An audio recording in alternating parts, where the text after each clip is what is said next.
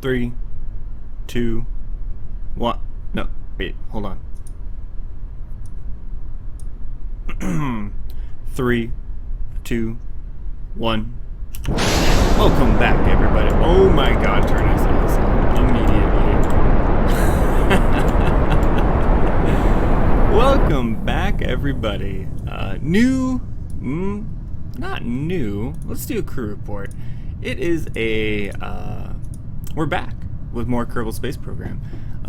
Starting out strong, as always.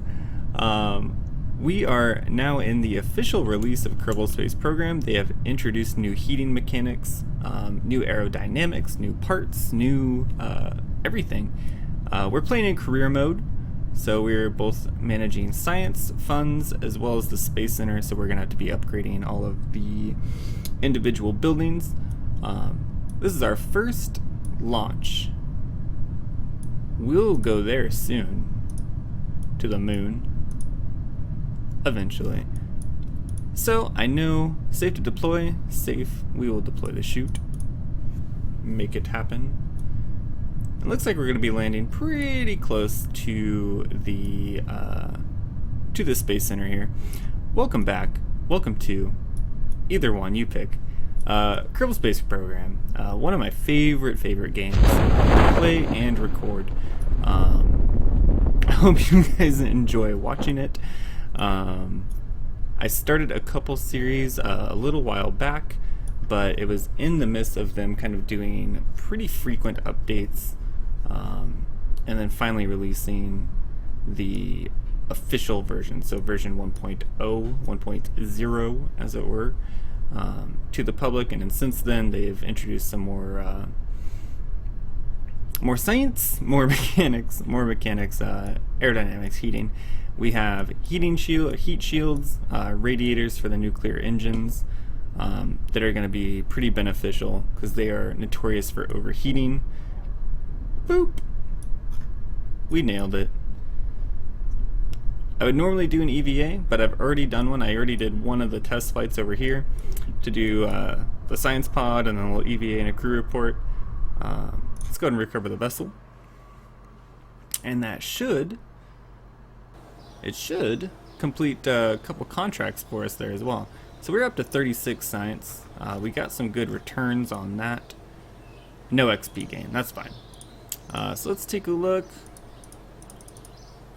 Yes. So we completed both of our contracts. Let's see what else we have. We have escaped the atmosphere. We can do that. As well as orbit Kerbin. That might take a couple more unlocks to do. So we have, they changed this a little bit. So we have basic rocketry, which is going to give us a fuel tank and a liquid fuel engine, as well as a better solid fuel booster.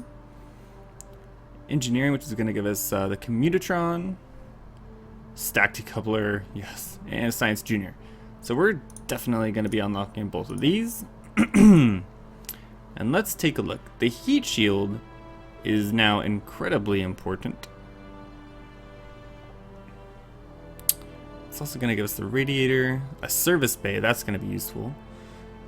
Radial parachutes. I really want the radial decouplers. Nope, we gotta do the heat shield. It's too important. Unlock the heat shield and let us head to the vehicle assembly building. So, for our first rocket, all we need to do is simply escape the atmosphere. Is it doable? We will find out.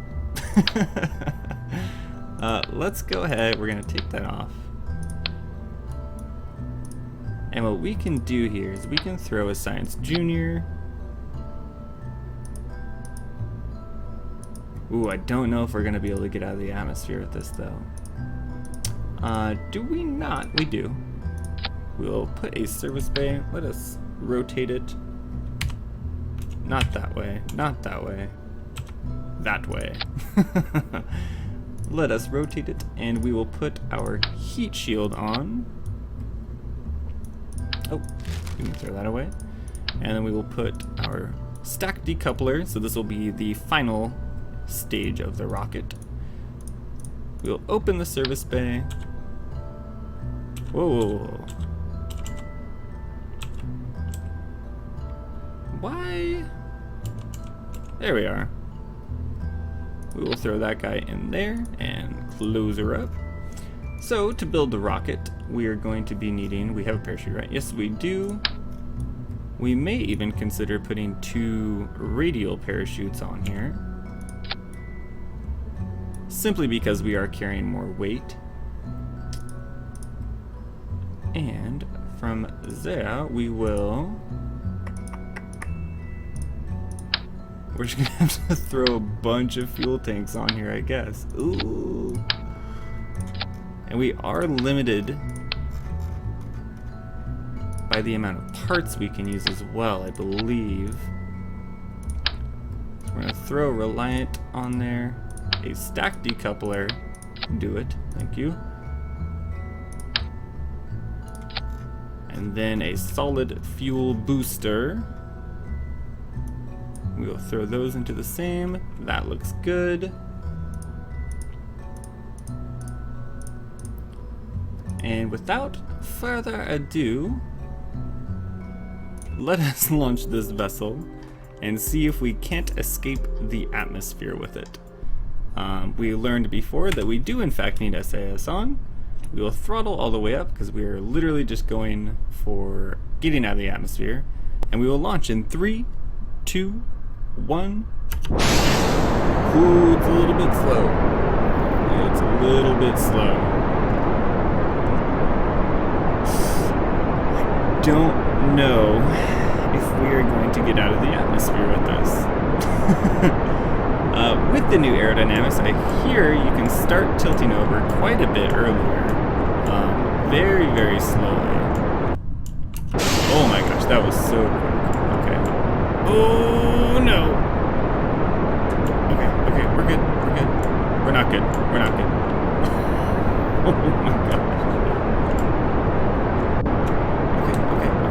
Okay. Maybe we throttle down? Maybe we throttle down? Oh, it's getting worse. It's getting worse. And this engine does not have any vectoring on it. Okay, we're fine. We're fine. Stop. Oh god. So maybe we don't tilt over at the very start. Let us revert the flight to launch. And we will try again, this time without tilting. It is not exactly a great rocket for maneuvering. I bet we can do, this gives us 17. I think we take that. I think that's gonna be good. So let us try without maneuvering at all. We're a little bit wobbly. It wants to. Oh, it's pulling. It's definitely pulling. Oh gosh. Perhaps we put fins on it next time. Oh, control.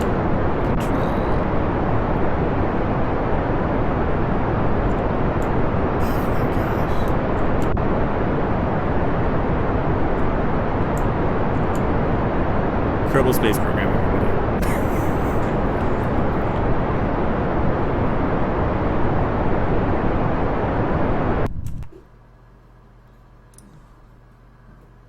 So maybe we revert back to the vehicle assembly.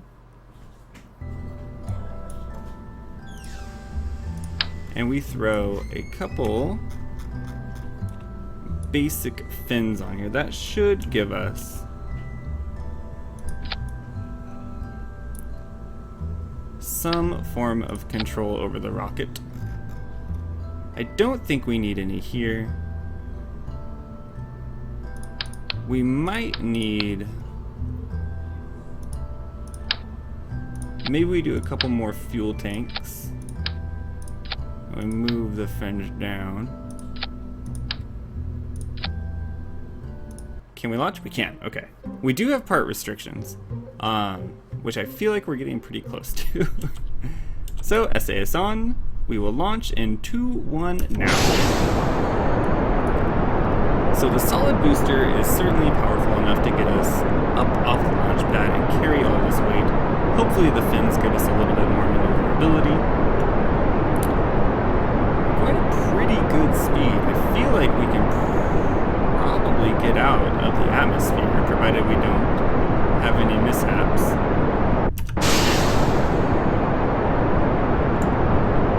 So far, we're a little bit wobbly. It looks like our fins are keeping us pretty much straight. We do have a lot of fuel left over. So you can see these new atmospheric effects happening right here. Oh gosh. Hold on, Jedediah. Will it help if we tilt? Oh gosh, I'm risking it. If we tilt over ever so slightly.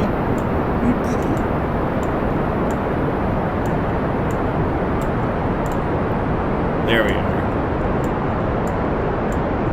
This rocket actually performed very, very well, considering. And all we need to do is get out of the atmosphere, which I don't think, have we done it yet? Upper atmosphere, let's reset the experiment. There we go, we finally have space music.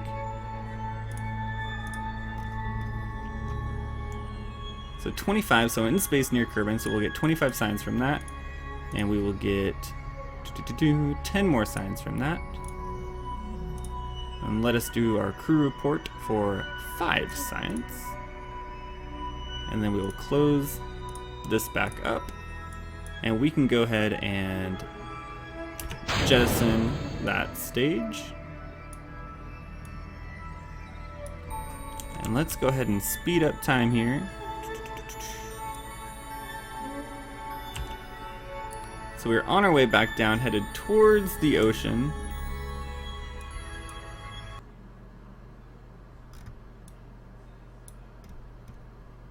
Let's see how this works.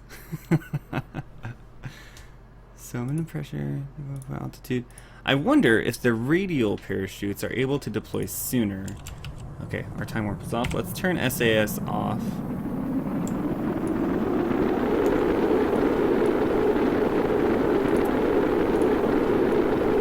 And now our heat shield should, in theory, be taking the brunt of all of the heat.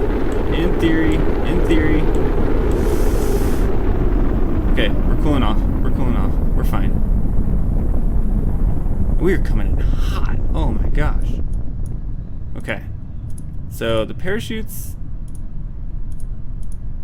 are now safe. We will deploy them. And we should be, that should slow us down enough so that none of this stuff breaks off. Yeah. So we're going to about 5-ish. Oh, we're slowing down even more actually. We should be able to time warp all the way down without the physics breaking on us. And I don't think, yeah, we can't do another crew report. We cannot do an EVA. Well, we should be able to do an EVA once we're in the water, actually.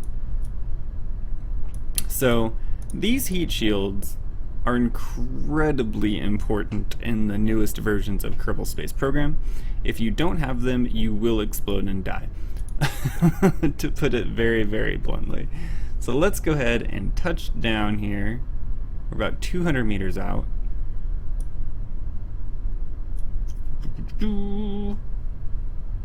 And let's go ahead and slow it on down. And we have splashdown. Let's go ahead and roll over. Let's do our EVA over Kerbin's water. Beautiful. We will board and recover the vessel. And we should have completed one of those contracts. And we got 53 science out of that. That is not bad at all. We got a fair amount of funds recovered. Our funds are looking pretty good, actually. We're up to 400,000. No XP gain, really? That's interesting. I feel like he would have gained XP from doing a... That would be a suborbital flight. Right? Alright. So we did... Holy crap. We did 10 contracts / milestones, so it's altitude and speed records. We have 73 science. Let's go ahead and spend it here. I'm definitely going to want the radial decouplers because I know the next mission is going to be orbit. We can use... Yeah, we need to get this. It's a bigger fuel tank. We're going to get the swivel engine, so it's going to give us thrust vectoring, which is incredibly important. And then, do we have enough? All of these are 45 science. So it looks like we're going to be good with what we have. Struts will probably come next, I would imagine. I kind of always shoot for struts and fuel ducts to set up asparagus staging because that really unlocks a lot of the game for you. Oh, we have a ton of missions now. So we already have orbit Kerbin, and we can pick up one more. So why don't we... Can we do this? What are...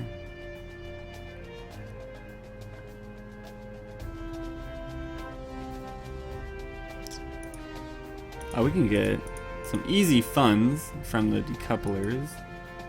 The hammer solid fuel booster landed. No.